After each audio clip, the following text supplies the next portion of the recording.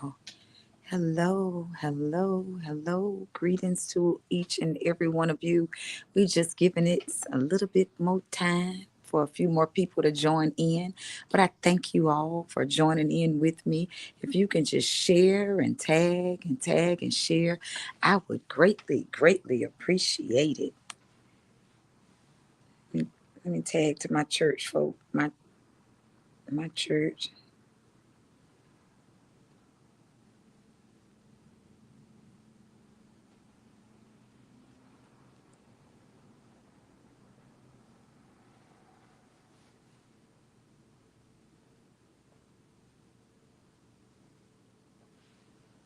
There we go. We're growing. We're growing. Good afternoon. Good afternoon. Good afternoon. Good afternoon. Good afternoon. I have a number in mind. Hello, hello, overseer. Hello, how are you? I'm just waiting on the number that I have in mind. Once I reach that number, we're going to go ahead and start. Just want the audience to build just a little bit more. We've been sharing all week long about the countdown. We've been talking about the amazing thing that God is doing in our lives. We done laughed at the enemy. We done talked about him. I'm telling you, we done danced on his head and we're shouting for victory. Yeah, so now it is showtime. So I thank you all for joining. I'm just looking for four more people just to join in on with us. Just four more. I want to reach at least 25 folk. Just 25 folk before we get started. Just 25 folk. I'm so grateful for you all joining us. I'm grateful. I'm thankful. Yes. Do you see my background? I got my background still up, ready to celebrate. A few of the faithful few joined us on this evening just to show up along with me. It made me feel pretty good because I was going to come in here all by myself and just come in and do the announcement. Good evening. How are you? Good evening, Sister Missy. Good evening, Sister Crystal Jackson, Sister Tanya, Minister Alexin Green. How are you? I'm just waiting on three more people. Yes, just three more people. Y'all go find us three more people. Go find them and bring them back to the release. Yes, go bring them right on back. We have something awesome, awesome to share, awesome to share with just there we go. We're just one away, and we're gonna go ahead and get started. Yes, yes, yes. Hallelujah, hallelujah. Bring them on in the room, and here we go. So, over the past few years, I've been having the awesome privilege of going forth in the thing that God has called me forth to do. And in the beginning, I honestly thought that it was for the ministry that I was at. And I went before them and I said to them that this was what God was calling me to do. And I thought that I was supposed to do it there. And so I received a rejection. I tried to present it to somebody else. I received another rejection, but I kept doing it. I kept working the plan, kept working the plan.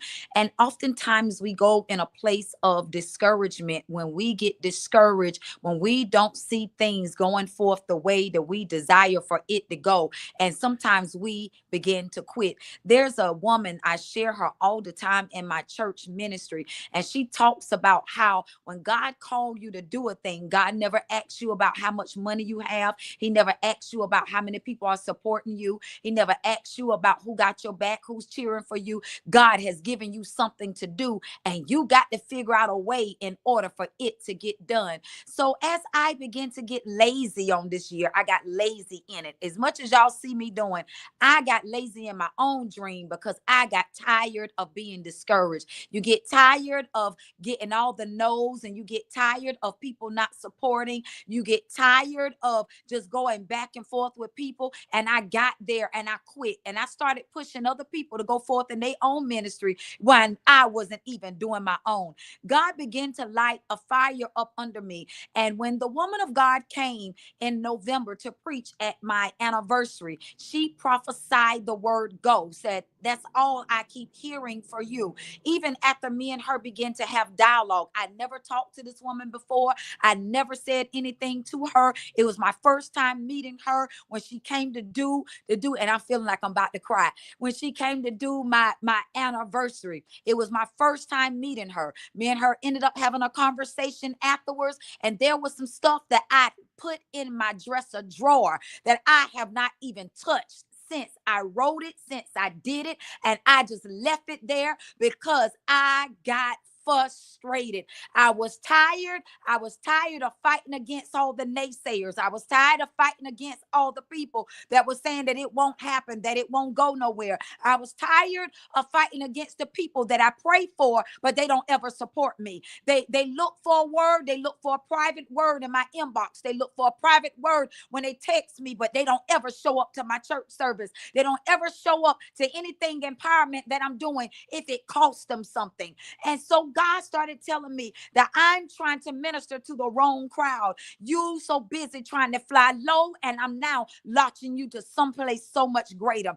You got to understand, when God called forth an eagle, eagles, they soar. They don't deal with the junk down on the ground. When I was going home, I saw a vulture eating off of something dead laying in the street. We're so busy eating off dead things until we don't even realize the great things that God is even have set in store for us, because we looking too low. You dealing with chickens, you dealing with ravens, you dealing with bluebirds and red birds, and God is saying, I called you to soar. I set you apart for such a time as this. So I began to get the fire up under my rump. I felt it hard, and God would not even allow me to sleep. I couldn't even sleep at night. I could not do anything until I started getting the plan going. I said to God, I said, I don't have the money. God said to me, I ain't asked you, did you have the money? I asked you to work the plan.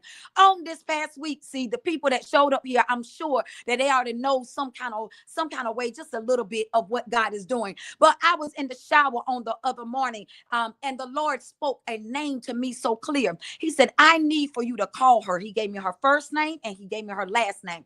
I call the number.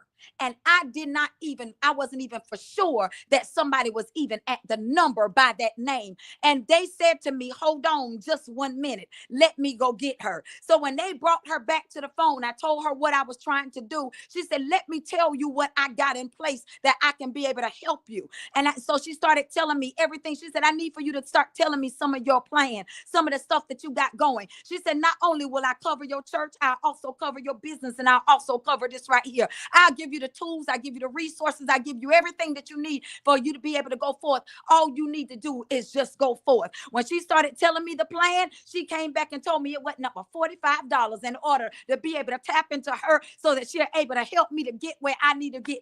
3 businesses with $45. I said, where do I need to send the money at? I went to begin to send her the money. I started talking to my business coach, and I said that I'm in a season of frustration. I said that, and because I'm so frustrated, because I don't understand how things going, and I'm backing us up again. I don't understand how things going. I began to go get a job. I got a job, y'all. I ain't never had a job in all my life. I was so aggravated with those folk down there. I want to fight. I want to cuss. I ain't gonna tell you no lie, because I knew that I was out of place. And I was down there trying to stay down there because I knew that I needed resources. I needed finances. And I was trying to figure out how to fund my vision. And I said, Lord, if it ain't showing up this way, God, I'm going to try to produce it another way. God said to me, you got the plan. You got the understanding. But listen here, I ain't called you to work there. What I called you to do is now release your own. So God started giving me the plan. I started writing down the stuff. I reached out to a woman of God. She told me to come to her house. When I got to her house, and we were sitting there, we were working the plan, we were talking, we were standing up in the door, and all of a sudden somebody ran out the back room and said somebody died in the back room. I said, oh my God. I said, Lord, I said, maybe this right here is just another stumbling block in the way. How in the world did you call me to come forth with a vision, with a dream, and we got death in the room? God, what in the world is going on? God said, listen, it's only a stumbling block. Listen, sometimes some things got to die in order for you to be able to live. I got in my car car. I started driving down the road. I started giving God praise. I started writing down, taking notes. I got frustrated because I didn't know how to do some of the stuff that they was asking me to do. She said, wait a minute, just give me a chance. I'm going to help you. She started writing out everything, started giving me everything that needed to be done. I submitted everything. I submitted everything to everybody that needed to get what they needed to get. They sent me back automatically approval after approval once I got into position to do what God has called me forth to do. So now here I am standing right before you just to tell you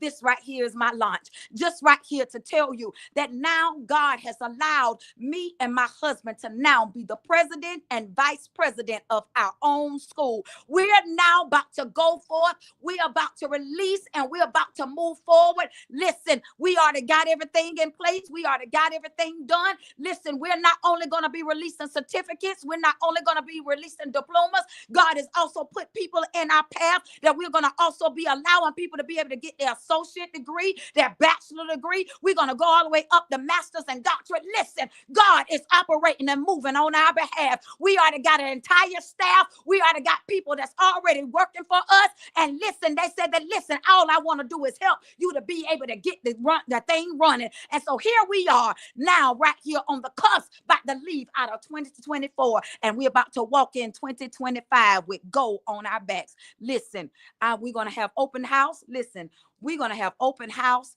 for people to come in. I started to share everything to you, what we're going to be doing, but I ain't going to do that. I want to see how many people y'all going to show up. We're going to now begin to open up the portals for people to be able to register.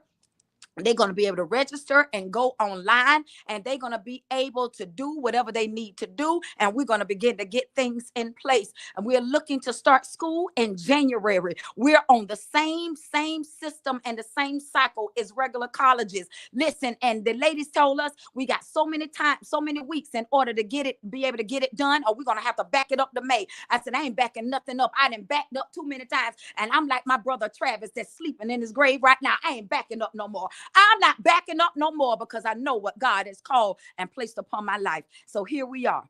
The Life of the Prophet Academy is now coming right before you. And we're about to do some amazing things just to give you just a little bit.